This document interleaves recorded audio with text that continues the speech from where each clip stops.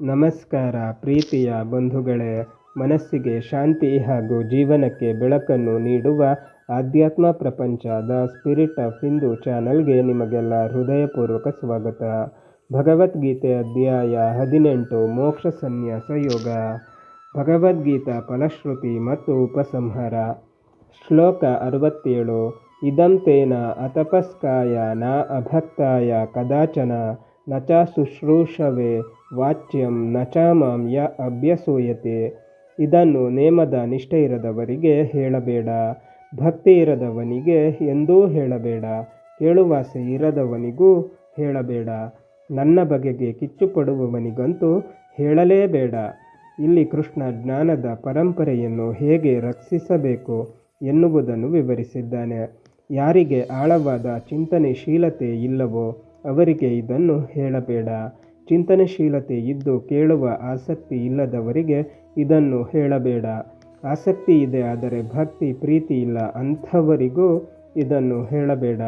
ಎಲ್ಲಕ್ಕಿಂತ ಮಿಗಿಲಾಗಿ ಭಗವಂತನ ಬಗ್ಗೆ ಅಸಹನೆ, ಅಸೂಯೆ, ದ್ವೇಷವುಳ್ಳವರಿಗೆ ಸರ್ವತಾ ಹೇಳಲೇಬೇಡ. ಎಂದೂ ಆಧ್ಯಾತ್ಮವನ್ನು ಬೀದಿಯ ಸೊತ್ತಾಗಿಸಬೇಡ. ಒಂದು ಕಾಲದಲ್ಲಿ ವೇದಾಂತವನ್ನು ಸಾರ್ವಜನಿಕವಾಗಿ ಬಿಚ್ಚಿಡಬಾರದು, ಅದನ್ನು ರಹಸ್ಯವಾಗಿಡಬೇಕು ಎನ್ನುವ ಅಭಿಪ್ರಾಯ ಹೆಚ್ಚಾಗಿ ಬೆಳೆಯಿತು. ಇದರ ಪರಿಣಾಮ ಕಾಲಕ್ರಮೇಣ ಮುಚ್ಚಿಟ್ಟ ಜ್ಞಾನವನ್ನು ತೆರೆಯುವವರೇ ಇಲ್ಲವಾಯಿತು. ಇಂದು ನಮ್ಮಲ್ಲಿ ಹೆಚ್ಚಿನವರು ಆಧ್ಯಾತ್ಮಿಕ ಗ್ರಂಥಗಳಿಗೆ ಆರತಿ ಮಾಡಿ ಕುಂಕುಮ ಹಚ್ಚಿ ಮುಚ್ಚಿಡುವವರೇ ಹೆಚ್ಚಾಗಿದ್ದಾರೆ. ಈ ಕಾರಣದಿಂದ ನಾವು ಮುಚ್ಚಿಟ್ಟ ಈ ಅಮೂಲ್ಯ ಜ್ಞಾನವನ್ನು ತೆರೆದು ಆಸಕ್ತಿ ಉಳ್ಳವರಿಗೆ ಕೊಡುವ ಕೆಲಸ ಮಾಡಬೇಕಾಗಿದೆ. ಭಗವದ್ಗೀತೆಯ ಈ ಅಮೂಲ್ಯ ಸಂದೇಶದ ಅಧ್ಯಯನ ಮಾಡಿ ಮನನ ಮಾಡುವುದರಿಂದ ಸಿಗುವ ಫಲಶ್ರುತಿ ಏನು ಎನ್ನುವುದನ್ನು ಕೃಷ್ಣ ಮುಂದಿನ 4 ಶ್ಲೋಕಗಳಲ್ಲಿ ವಿವರಿಸಿದ್ದಾನೆ. ಭಗವದ್ಗೀತೆಯ ನಿಜವಾದ ಫಲ ಮನುಷ್ಯನ ಪುರುಷಾರ್ಥದಲ್ಲಿ ಕೊನೆಯದಾದ ಮೋಕ್ಷ. ಆಧ್ಯಾತ್ಮ ವಿದ್ಯೆಯನ್ನು ಹೇಳುವ ಸಮಸ್ತ ಶಾಸ್ತ್ರಗಳ ಸಾರ ಭಗವದ್ಗೀತೆ. ಭಗವಂತನ ಸ್ವರೂಪವನ್ನು ತಿಳಿದು ಭಗವಂತನ ಲೋಕ ಸೇರಲು ಇದೊಂದೇ ಗ್ರಂಥ ಸಾಕು.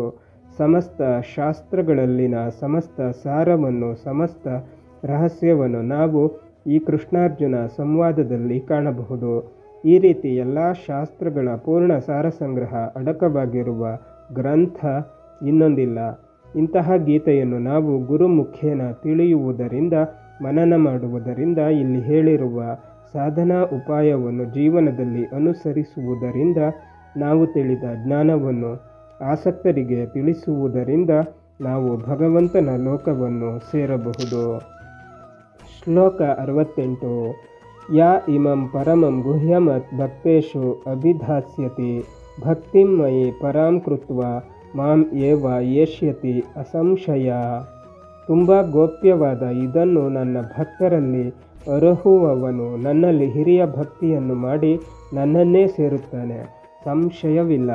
ಇಂತಹ ಜ್ಞಾನವನ್ನು ಅರಿತು ಅದನ್ನು ನನ್ನಲ್ಲಿ ಶ್ರದ್ಧಾಭಕ್ತಿಯುಳ್ಳ ಸಾಧಕನಿಗೆ ಕೊಡುತ್ತಾರೋ ಅವರು ನಿಶ್ಚಿತವಾಗಿ ನನ್ನನ್ನು ಬಂದು ಸೇರುತ್ತಾರೆ, ಇದರಲ್ಲಿ ಸಂಶಯವಿಲ್ಲ.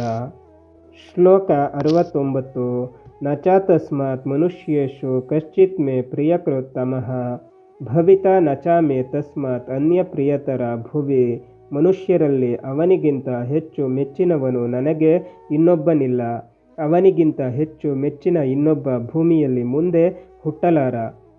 ಗೀತೆಯನ್ನು ತಿಳಿದು ಅದನ್ನು ಭಕ್ತ ಜನಾಂಗಕ್ಕೆ ತಲುಪಿಸುವ ಶ್ರೇಷ್ಠ ಕಾರ್ಯ ಮಾಡುವವರು ಮನುಷ್ಯರಲ್ಲಿ ನನಗೆ ಅತ್ಯಂತ ಮೆಚ್ಚಿನವರು. ಇವರಿಗಿಂತ ಹೆಚ್ಚು ಇಷ್ಟವಾದದ್ದನ್ನು ಮಾಡುವ ಮಾನವ ಈ ಭೂಮಿಯ ಮೇಲೆ ಇಲ್ಲ ಎನ್ನುತ್ತಾನೆ ಕೃಷ್ಣ. ಭಗವಂತನಿಗೆ ಜ್ಞಾನಿಗಳು ಅಚ್ಚುಮೆಚ್ಚು, ಅವರಿಗಿಂತಲೂ ಅಚ್ಚುಮೆಚ್ಚು ತಾವು ಜ್ಞಾನಿಗಳಾಗಿ ಆ ಜ್ಞಾನದ ಸವಿಯನ್ನು ಸಮಾಜಕ್ಕೆ ಕೊಡುವವರು. ಇವರು ಭೂಮಿಯಲ್ಲಿ ನನಗೆ ಇಷ್ಟವಾದದ್ದನ್ನು ಮಾಡುವವರಲ್ಲಿ ಸರ್ವಶ್ರೇಷ್ಠರು ಎಂದಿದ್ದಾನೆ ಕೃಷ್ಣ. ಶ್ಲೋಕ 70. ಅದೇಶ್ಯತೆ ಚಾಯ ಇಮಂ ಧರ್ಮ್ಯಂ ಸಂವಾದಂ ಆವಯೋ ಜ್ಞಾನಯಜ್ಞೇನ ತೇನ ಅಹಂ ಇಷ್ಟ ಸ್ಯಾಮ್ ಇತಿ ಮೇ ಮತಿ. ಜೀವನ ಧರ್ಮವನ್ನರಹುವ ನಮ್ಮ ಈ ಮಾತುಕತೆಯನ್ನು ಅಧ್ಯಯನ ಮಾಡಿದರೆ ಕೂಡ ಜ್ಞಾನಯಜ್ಞದಿಂದ ನನ್ನನ್ನು ಪೂಜಿಸಿದಂತಾಯಿತು ಎಂದು ನನ್ನ ಆಶಯ. ಒಂದು ವೇಳೆ ಗೀತೆಯ ಜ್ಞಾನವನ್ನು ಅರಗಿಸಿಕೊಂಡು ಇನ್ನೊಬ್ಬರಿಗೆ ಹೇಳುವ ಕ್ಷಮತೆ ನಮ್ಮಲ್ಲಿಲ್ಲದಿದ್ದರೆ ಧರ್ಮ ವಿಷಯಕವಾದ ಈ ಕೃಷ್ಣಾರ್ಜುನ ಸಂವಾದವನ್ನು ಗುರುಮುಖದಲ್ಲಿ ಅಧ್ಯಯನ ಮಾಡಿದರೆ ಕೂಡ ಅದು ಜ್ಞಾನಯಜ್ಞದಂತೆ ಭಗವಂತನ ಪೂಜೆಯಾಗುತ್ತದೆ. ಇದು ನನ್ನ ಅಭಿಪ್ರಾಯ ಎಂದು ಹೇಳುತ್ತಾನೆ ಕೃಷ್ಣ.